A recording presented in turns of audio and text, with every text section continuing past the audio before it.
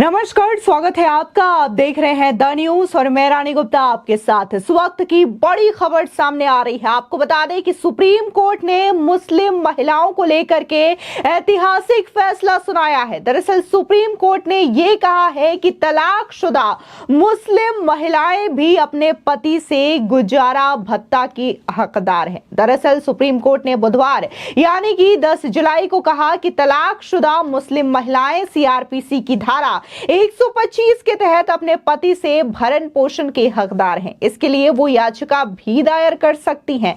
दरअसल आपको बता दें कि जस्टिस बीबी नागरत्ना और ऑगस्टिन जॉर्ज मसीह की बेंच ने एक मुस्लिम युवक की याचिका को खारिज करते हुए यह बड़ा आदेश दिया है। कोर्ट ने यह भी कहा कि मुस्लिम महिला यानी कि तलाक पर अधिकारों का आरक्षण अधिनियम 1986 धर्मनिरपेक्ष कानून पर हावी नहीं होगा।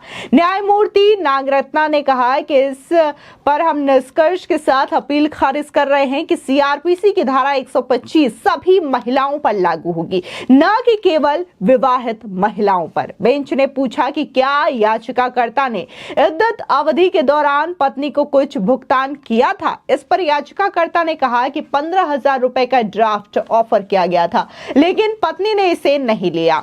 आपको बता दें, दरअसल जिस तरीके से यह ऐतिहासिक फैसला आया है, तो इसको लेकर के जहां तमाम लोग इस फैसले को सराहते हुए नजर आ रहे हैं, मुस्लिम महिलाओं के लिए इसे एक अहम फैसला बता रहे हैं, तो वहीं दूसरी ओर एक बार फिर से लोगों का जहन में शाहबानो केस फिर से ताजा हो गई है और ये कहा जा रहा है कि क्या जिस तरीके से 1985 में भी शाहबानो केस को लेकर के सुप्रीम कोर्ट ने एक अहम फैसला सुनाया था और सुप्रीम कोर्ट ने तब भी ये कहा था कि शाहबानो जो है अपने पति से तलाक के बाद गुजारा भत्ता की हकदार है। लेकिन देखने को मिलता है कि कैसे राजीव गांधी की ओर से एक अधिनियम लाया जाता है 1986 में और इस फैसले को ही पलट दिया जाता है, जिसके बाद हालांकि उन्हें भारी संख्या में तुष्टीकरण का वोट भी मिलता है।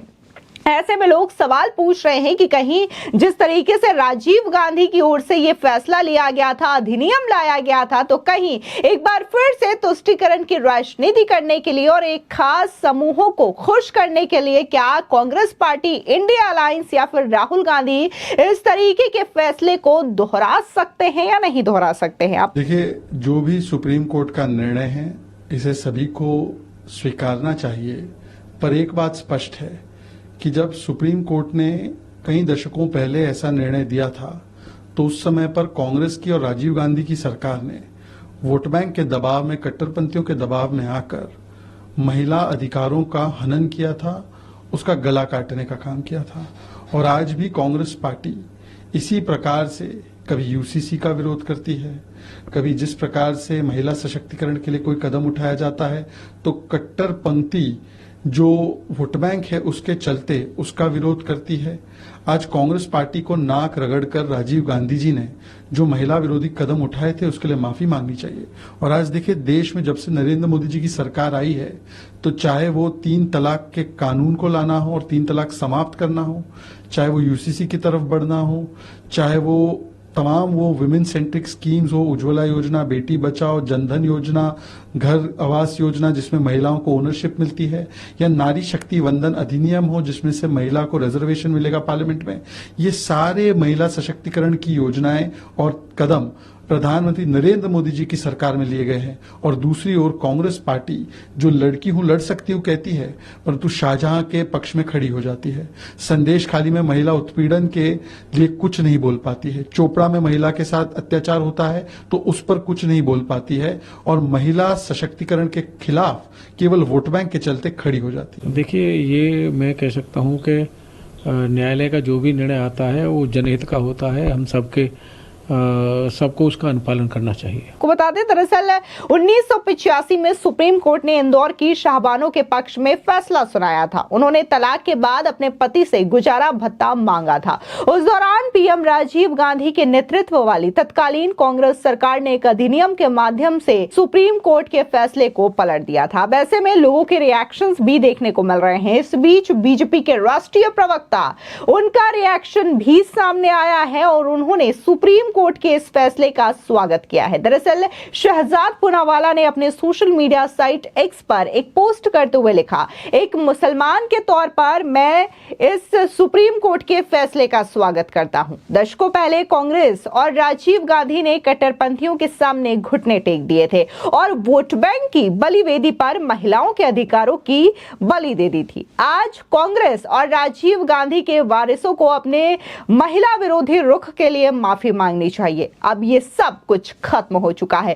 3 तलाक कानून से लेकर के नारी शक्ति वंदन कानून यानी कि महिला आरक्षण तक और पीएम मोदी की महिला केंद्रित योजनाओं की एक श्रृंखला जिसने महिलाओं को सशक्त बनाया। पीएम मोदी के 10 साल नारी शक्ति के परिणाम है, लेकिन कांग्रेस और एनडीए गठबंधन महिला सशक्तिकरण में बाधा बन रहे हैं। उन्होंने 3 तलाक कानून का विरोध किया, वे शाहजहां और संदेश खाली पर चुप रहे, वे स्वाति मालीवाल पर खामोश रहे, वे यूसीसी का विरोध करते रहे।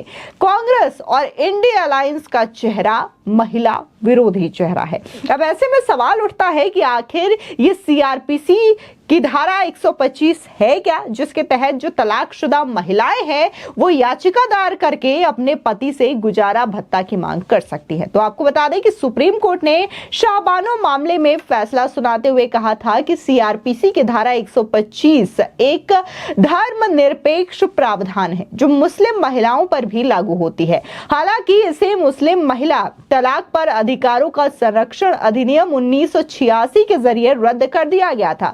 इसके बाद साल 2001 में कानून की वैधता को बरकरार रखा गया।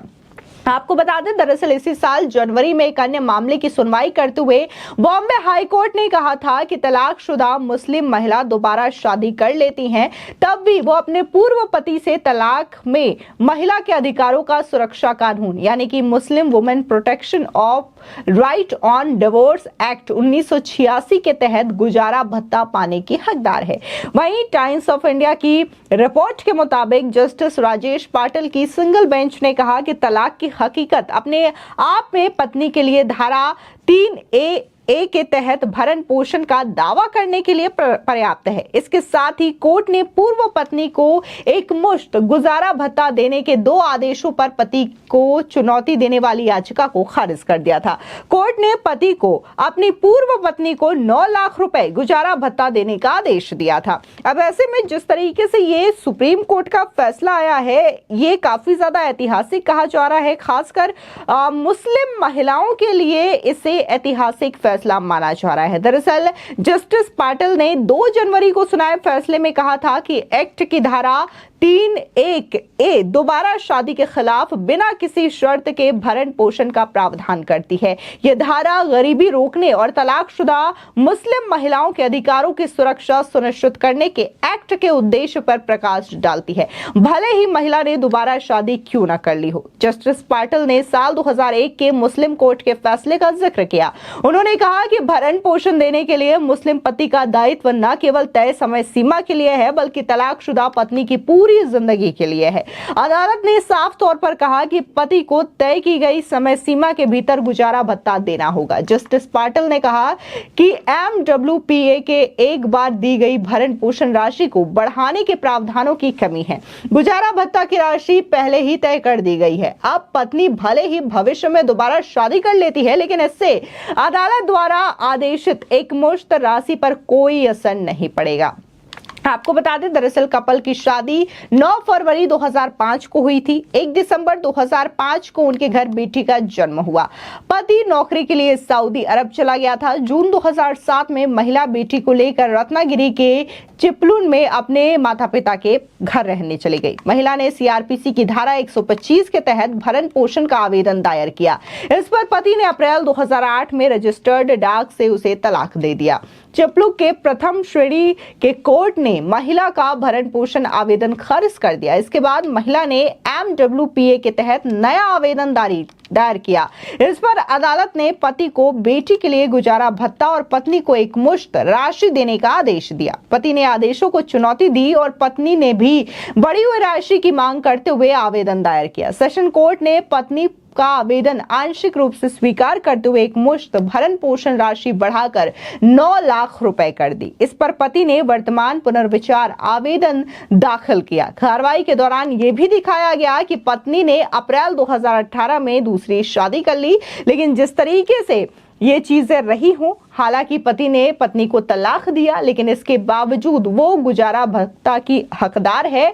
और अब तो सुप्रीम कोर्ट का भी ये फैसला है कि ये सिर्फ मुस्लिम महिलाओं के लिए ही नहीं है, बल्कि किसी भी धर्म की महिला हो, तलाक के बाद वो भरण पोषण की हकदार है और इसके लिए बकायदा वो सीआरपीसी की धारा 125 के तहत याचिका भी दायर कर सकती है। फिलहाल इस पूरे मामले को लेकर के आपकी क्या राय है, हमारे कॉमेंट सेक्शन में जरूर बताएं। धन्यवाद।